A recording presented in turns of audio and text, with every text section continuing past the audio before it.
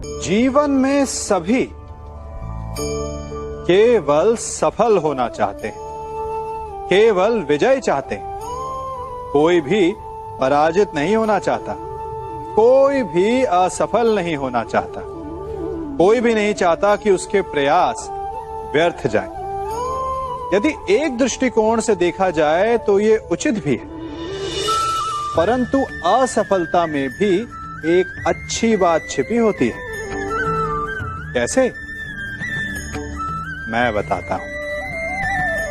सफलता आपका परिचय संसार को देती है। विजय के पश्चात संसार आपको जानने लगता है, और असफलता आपका परिचय संसार से करवाती है। पराजय के पश्चात आप अपने जीवन को जानने लगते हैं। इसलिए सफलता और असफलता से घबराए नहीं। यदि आपकी सोच सकारात्मक रहेगी तो यही असफलता, यही पराजय आपको और अधिक शक्तिशाली बनाकर प्रस्तुत करेगी और जीवन में विजयी बनाएगी। अपने जीवन में आप कितने मित्रों से मिलते होंगे, कितनों को आप स्वयं जानते होंगे, कितनों का आप शुभ चाहते होंगे और कितने आपका शुभ चाहते होंगे, और कितने ऐसे भी होते हैं कि आपके समक्ष आते, आपसे मिलते ही वो अपने जीवन का दुखड़ा गाने लगते हैं कि उनका कोई कार्य ही नहीं बनता। वो क्या करे? कार्य प्रारंभ होने से पूर्व ही कठिनाइयां आ जाती हैं। कठिनाइयों के कारण वो आगे नहीं बढ़ पाते। क्या आपको पता है ऐसे लोगों की वास्तविक समस्या क्या होती है? क्या उनकी समस्या मार्ग में खड़ी बाधाएं हैं, या वो कठिनाइयां जो उनके कार्य को कभी संपन्न ही नहीं होने देती? सत्य तो यह है कि वास्तव में ऐसे लोग अपना कार्य कभी प्रारंभ ही नहीं करते। आधे मार्ग से उल्टा लौट जाने से अधिक बुरा यह है कि अपना कार्य कभी प्रारंभ ही ना करें। तनिक कार्य तो प्रारंभ करके देखिए, विश्वास कीजिए आप कभी खाली हाथ नहीं होंगे। आपको गर्वित करने के लिए सफलता भले ही आपके हाथों में ना हो, परंतु सफलता पाने का ज्ञान आपके हाथों में अवश्य होगा। कंकड़ों से बचने के लिए हम पदवेश पहनते हैं, भिन्न प्रकार के जूते पहनते हैं, और अच्छे जूते पहनकर कांटों के मार्ग पर चलना सरल हो जाता है।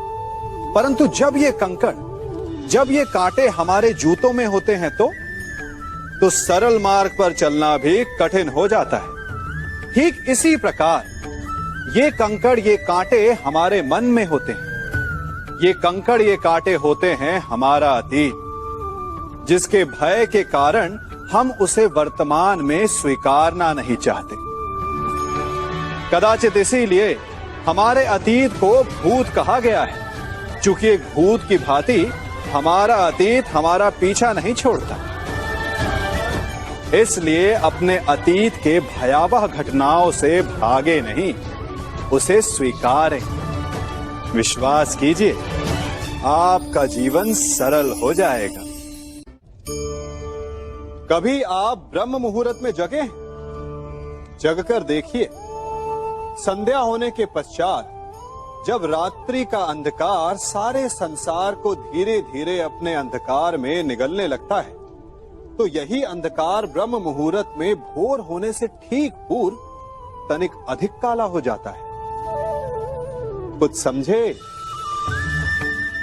हमारा जीवन भी कुछ ऐसा ही होता है। जब हमारे जीवन की समस्याएं अपने अंत पर होती है, तो यही समस्याएं एक भीषण रूप लेकर हमारे समक्ष प्रस्तुत हो जाती है, और ऐसे परिस्थिति में अधिकतर लोग हार मान जाते हैं, भय खा जाते हैं। परंतु यदि आप हार न माने, भय ना खाएं, दृढ़ रहें, निरंतर आगे बढ़ते रहें, तो प्रकाश के रूप में हमारा स्वागत करने के लिए सूर्य उदय सदा हमारे समक्ष प्रस्तुत रहेगा।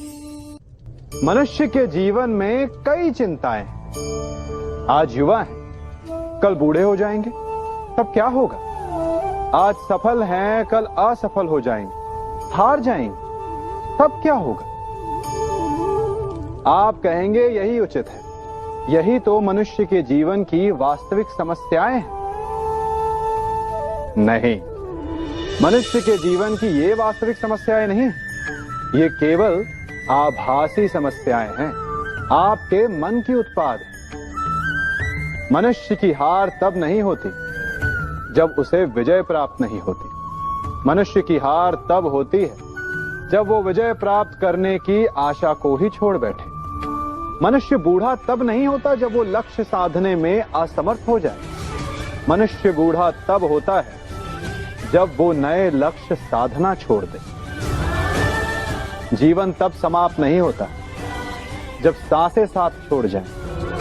जीवन तब समाप्त होता है जब जीवन जीने की आशा साथ छोड़ जाए।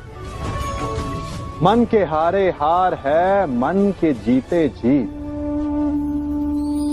स्मरण रखिएगा,